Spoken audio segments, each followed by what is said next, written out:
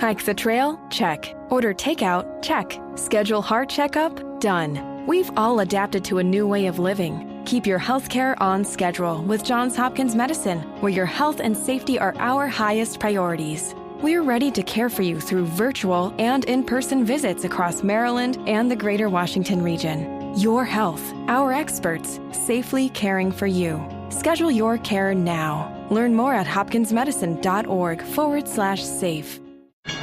Es mejor llegar tarde a casa que nunca volver a llegar. Es mejor llegar tarde al trabajo que nunca volver a trabajar. Y es mejor recoger tarde a tus hijos que nunca volver a recogerlos.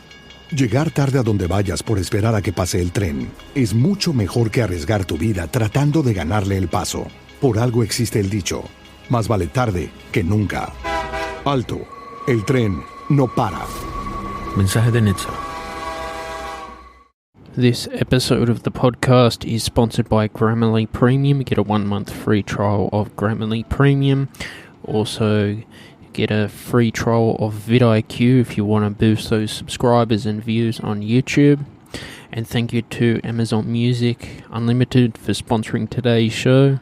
Click on the links in the description to find out more. Welcome to the Stephen Shiels radio show. Today I've got Andrew Trieu from IBAC. How are you, Andrew? I'm good. How are you, Stephen? Good, Andrew. How did you start in IBAC and what is your role at IBAC? Well, how I started is I met with Cornet. Mm-hmm. So we started the company together. Mm. My role in the company is mostly design. So anything to do with design. Mm. So when it comes to, say, web design or certain layouts, I work on that department. Mm. And what are you in the company? Are you the CEO or the CFO? CIO. What's a CIO for the audience? It's a company information officer, co-information officer. Mm. So anything to do with information that's coming in or anything that's, how do you say, related to our field of work, that's where I come in. And what is the most challenging part of your role being the CIO of IBAC? The market is always changing. Yeah. And as you know, COVID has changed the market a lot. Mm. So my role, the most challenging thing is just finding out what's the dynamics in the market, whether it's overseas, in our own state, or even the next state over, like say in Queensland or Victoria. So that's the most challenging thing I find at the moment. Mm. No, I mean, it is a challenging time at the moment for all entrepreneurs in 2021. I've started a company called Shiels Productions as well. What keeps you going during the hard times? Well, what keeps me going? That's a good question. A number of factor of things. So, for me personally, just perseverance and seeing where I can go and where I can grow is the main thing. So, applying my talents to different fields and different areas. And yeah, that's what pretty much keeps me going. Yeah, it's always good to have perseverance as an entrepreneur during the tough times as well, especially when the economy's not performing well. And, you know, starting up a company's not easy for anyone. Yeah. What's been the most not so fun times for you at IBAC, and what's been the best times at IBAC for you? Well, I can use hard to say what the best times. There's a lot of good times.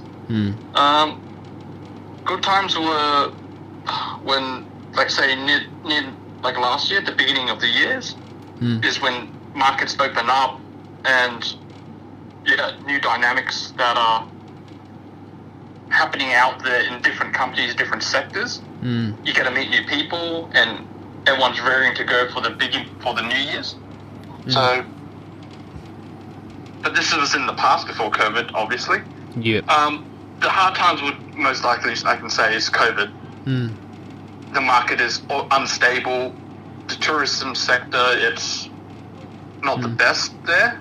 So in terms of that, it's kind of up in the air for those. So the hard times are, well, I'll say now. Yeah, I mean, there's nothing we can do about it. You know, I mean, you're not in a situation as an entrepreneur where you're going through bankruptcy or you're going broke. I mean, that's very scary, and that does happen. Well, knowing that, going as an entrepreneur, you know all the risks going into it. Oh shit, yeah. But we don't really try to focus on that. We focus on what we can do from day to day, and just get through that day to day, just to see our goals, or what goals you set at the end of the year, where you can go. That's it. You know, I found being an entrepreneur, my first year is pretty much I'm working for free. I've only made $20 in my first year as an entrepreneur. Well, we should celebrate. I mean, I as an have. entrepreneur, any victory you get, or any success that you get, I should say, will keep you going. It will. It's the essence of it. I mean, I had a few other businesses that didn't work, but I learnt something from them. Didn't have to take out a bank loan, didn't have to pay any investors. I mean, I've got food on the table. What about yourself? Have you ever gone hungry, or you've always had food? Well, in terms of going hungry, we're in a lucky country. Yeah. Food is rarely available. It is. You can't be picky on what you have. Being an entrepreneur, it's always trial and error. Like you said, you described your beginning of your first year. Well, I can remember myself in my first year.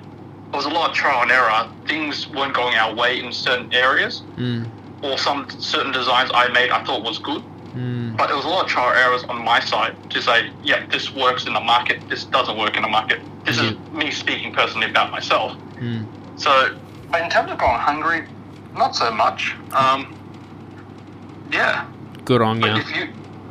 If you made something in your first year of entrepreneur, this is something to celebrate about. It is, and it's an achievement, but I'm always thinking, well, I want to be able to make a living off Shiels Productions in the long run, you know, because I love it. I always look forward to Monday, Andrew. Oh. That's a very uncommon statement among a lot of people, though. People always look forward to the weekend, not the weekdays. But us entrepreneurs, we always look forward to the weekdays, because that's when everyone's out to do stuff. Yeah, and because I have Sunday off, Sunday is my bludge day, so I watch Amazon Prime and I just get restless. I prepare my week, schedule what I've got to do, if it's email lists, if it's my own marketing, if I've got to write something, you know. But I always just try to have one day off a week. What about yourself? Well, we have downtime as any other company. You need downtime. For myself, we have Saturday and Sundays. Yep. So 2 days off. We work at like the normal week, working as a working person. So in terms of my weekends, I can choose which day to bludge, or which day I can choose to do some personal projects. Even then I can do self-improvement if I like. It's a downtime for yourself, which I do. Yeah. So I'm about to start a goal-setting course, and I'm going back to TAFE. I'm going to do a Certificate 3 in Business Administration. Oh, yep. So I'm looking forward to that, and always setting goals that are realistic.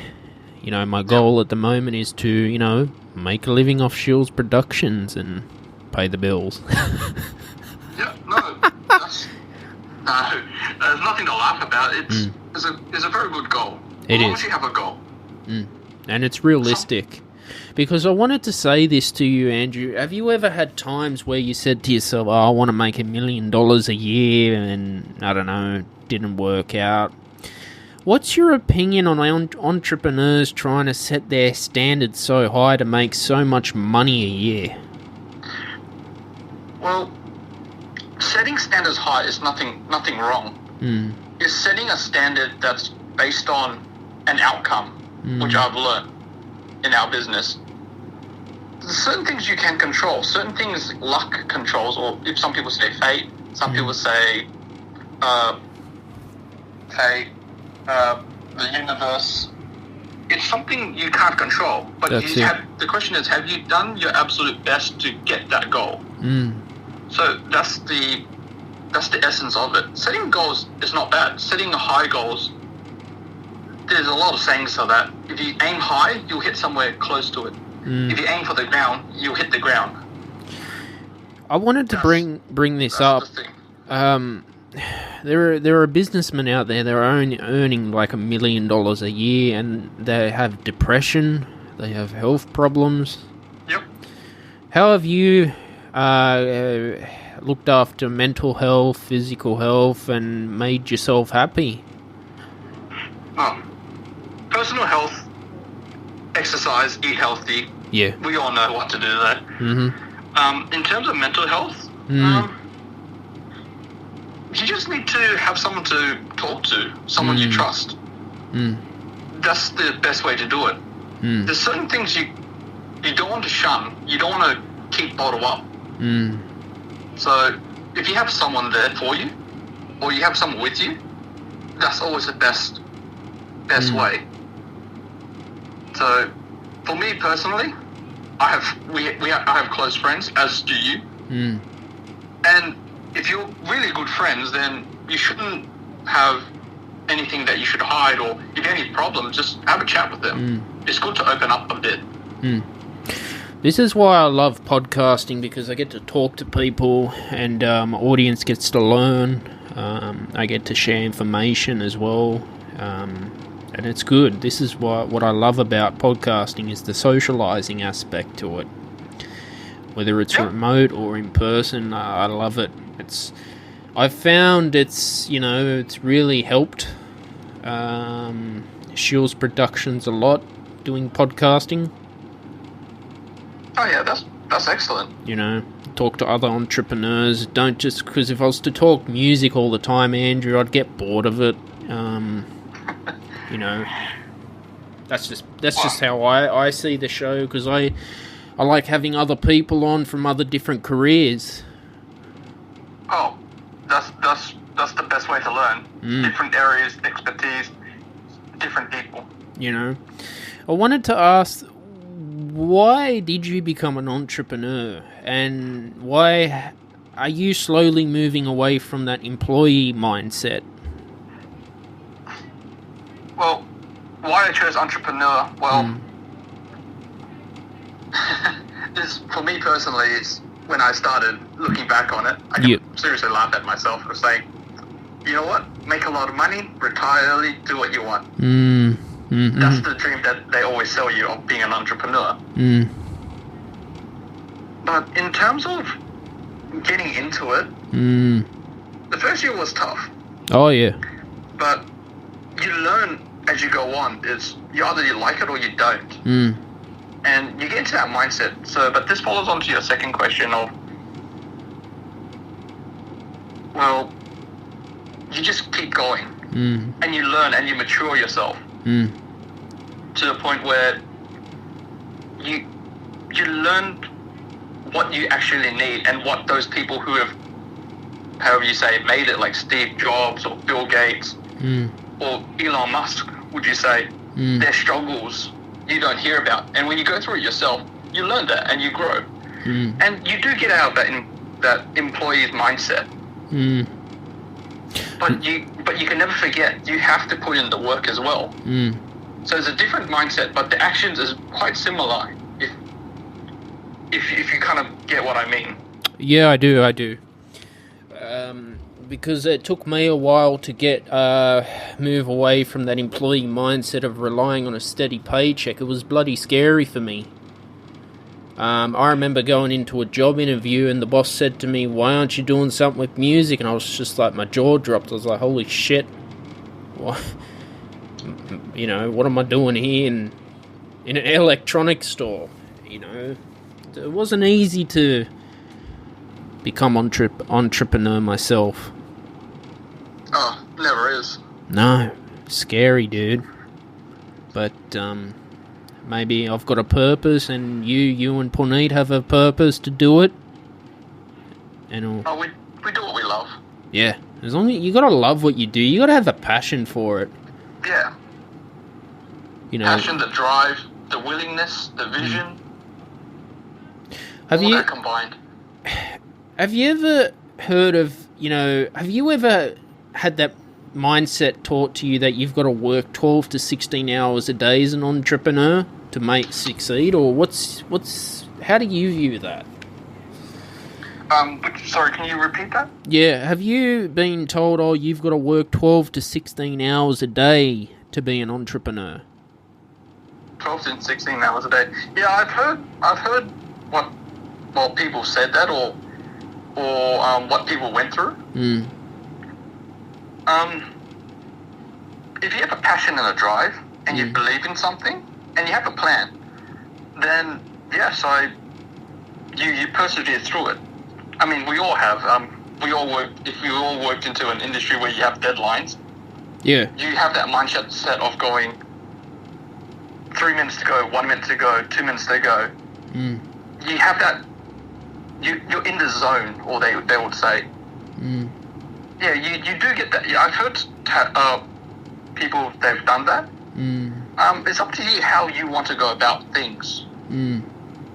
But the idea is getting into that mindset of getting lost in what you do. Yeah. I mean, my business is online, and I pretty much work at 4 hours a day. But it's 4 solid, productive hours. Yep. I don't need to work 12 to 16 with what I do, because I don't need to. If I can do, say, 4 hours and get everything done, I'm very happy. Yeah. Well, being a music company, it's different too. I mean, if I've got a deadline, I will push. And if I say to the client, I'll have the composition done in 6 hours, it'll just be 6 hours solid work. Yeah. No, and have you ever heard of that work-life balance? Yeah, I've heard that as well. Look, each person has their way of doing things. Yep. So when it comes to entrepreneur, it is very, very. There's a lot of different ways to go about it, or how you want to go about it.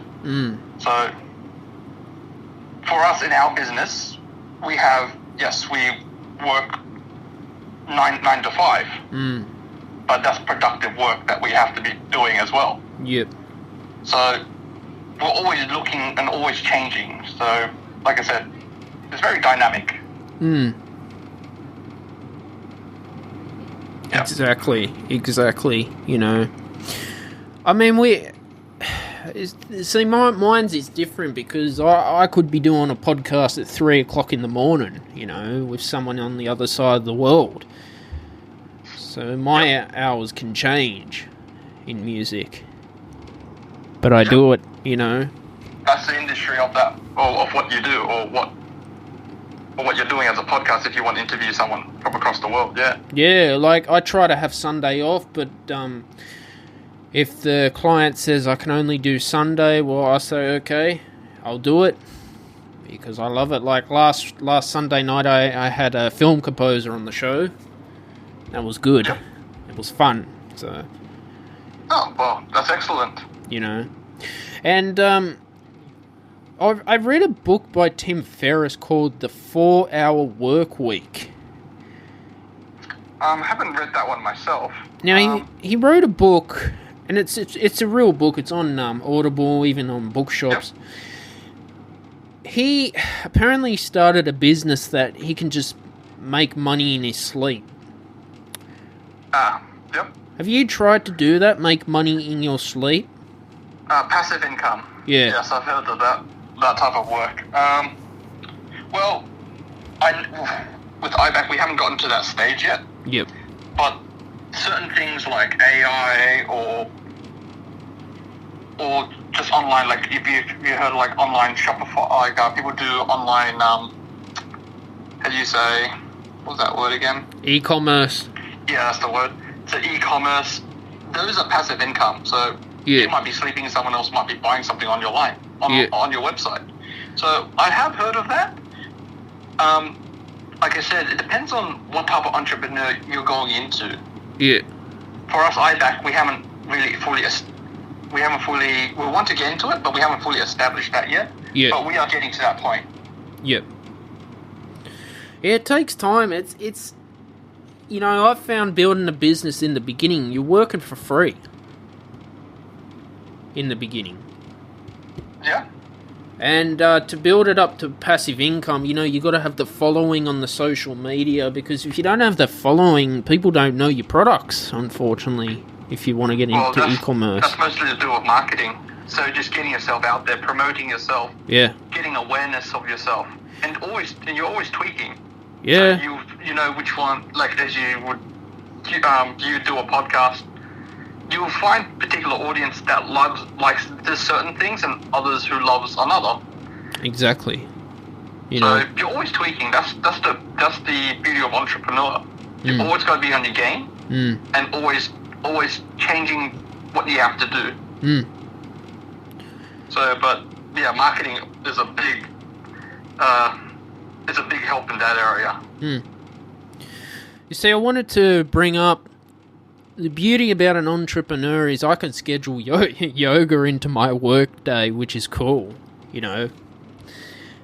And I do that. I take a break and I'll go do yoga, come back to work, feel great. Yeah, just refresh. Yeah. That's health as well, so. You can't do that when you work as an employee, you know. You can't go to the, GP during work hours. They want you to go outside of work. So I see the advantage of entrepreneur. Yep. Well, definitely. You're working for yourself. You're technically the boss. Yep. So, but everything falls on you. Don't forget, that's the responsibility of being the boss as well. That's it.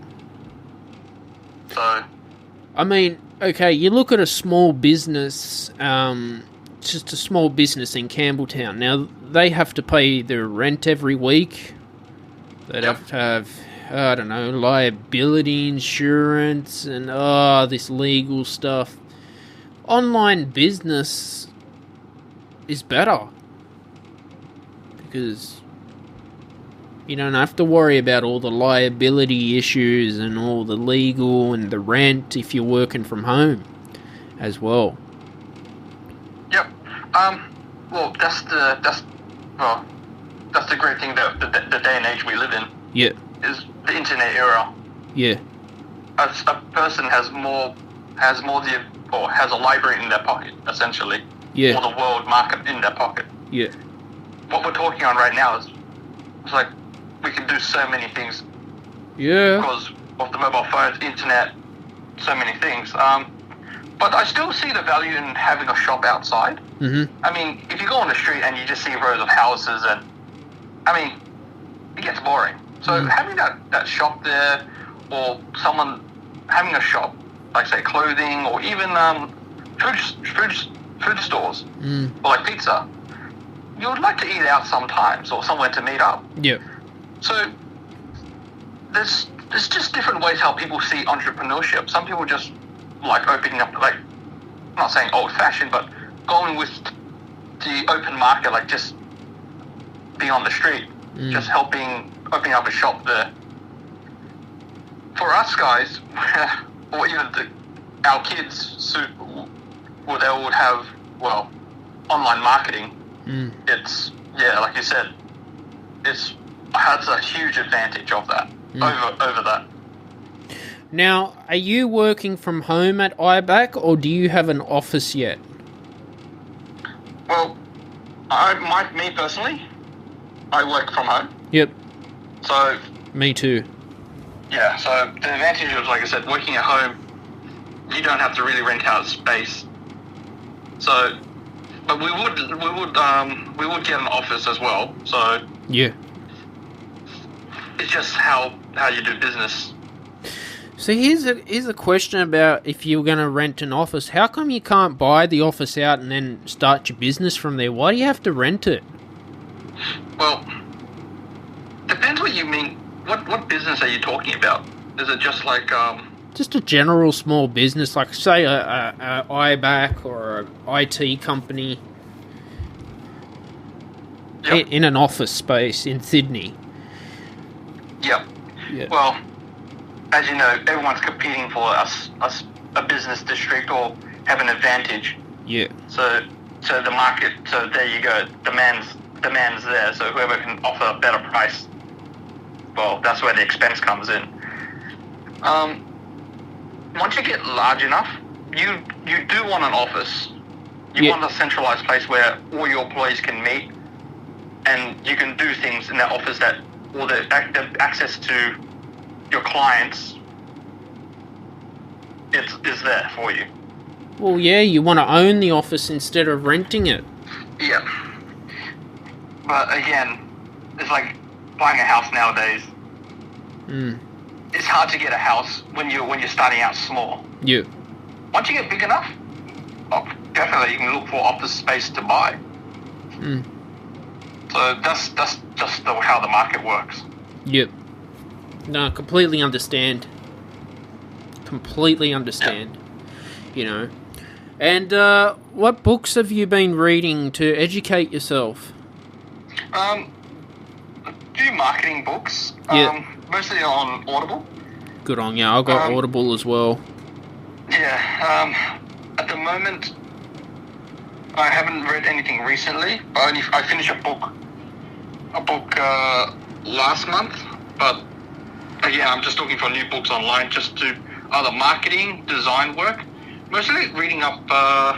Me personally, again, I'm mostly reading up because I'm in the design field. I have to keep up to date, just design blogs and people who are more inclined into their certain fields, say like reporting or restaurant or the food industry or travel industry. Well, as you know, there's not many out there. There's still travel coming around. Yeah. But just looking up and reading up on the designs and how they design their webpage around that.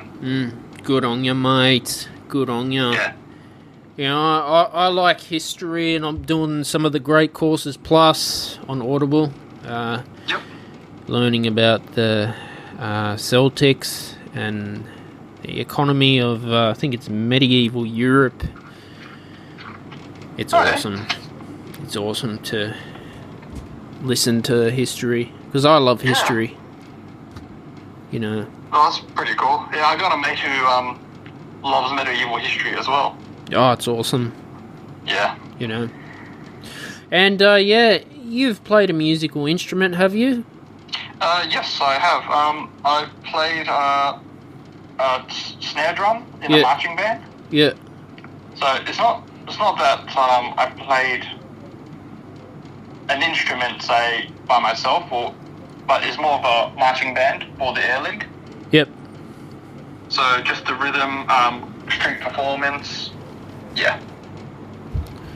Nah, that's good, mate. That's good. Yep. So what? You played any instruments yourself? Yeah, clarinet. Bit of keyboard. I started on guitar. I did a bit of choir. In my undergrad. Wow. Musical talent. Yeah. I'm a composer, as you know, so I'm writing music. And a podcaster.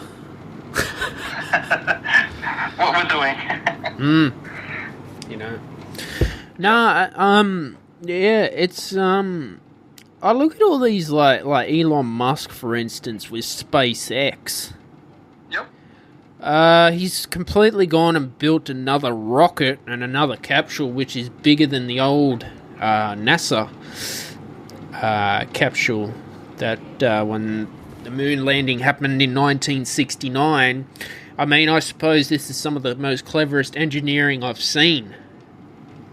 Yeah, well, what he does, it's the next level in space travel or rocket tech. Yep. So it's pushing humanity to a new level in aerospace.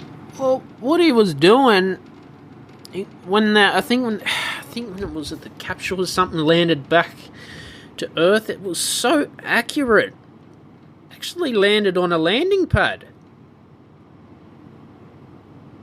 I haven't really heard of that one, but I heard you're talking about the reusable rocket? Yeah. Yeah. They a lot of trial and error, but they finally did it. They finally did it. Now, it's amazing though. Is SpaceX NASA or is SpaceX working with NASA? Because I'm a bit confused with the two. SpaceX is working with NASA. Ah, NASA okay. has given out the contract to them. Yeah. They won the contract. But SpaceX itself is a private company. Elon Musk. But he owns it, so it's a private company. Yeah, he's partnered with NASA, of course. Yeah, or NASA gives out the contracts. Yeah. Or fundings, and they won the contract. Well, I would assume that he would have people from NASA working for him building those rockets. Oh, definitely. Once you're in collaboration, and once you've got the contract, or even then, you have people working for both sides. NASA is a government entity. SpaceX is a private company. Yep. For Elon Musk, but they do work hand in hand. There's talks about Elon Musk. He wants to go to Mars. Oh, yep. Mission to Mars. It's been going on for a few years now. You reckon SpaceX will send astronauts to Mars one day? It's inevitable. Humans will be going to. Well, Mars would be the next one to go to. So. I mean, you look at SpaceX's suits, like, they're so much more better than the old NASA suits that, like, they got modern, more... astronauts, the astronaut spacesuits, yeah. Yeah, and the capsule's actually much bigger than the old, capsules that went to the moon as well. Yep. As well as the tech, you don't see all those buttons everywhere anymore. No, it's on a screen, yeah. Yeah. Wow. Well, as you can see, everything changes. But see, does he prepare for the worst? Because technology can fail too. Oh, of course. You prepare for as many events as you can. Yeah. There's always unforeseen ones, but you prepare for almost every event. So that's why you do a lot of testings, a lot of purposely trying to sabotage your own experiments. So you say, when the capsule, if this fails, can this back it up? So you do a lot of that background testing. We don't hear about it, but it's always there. That's what makes it so expensive.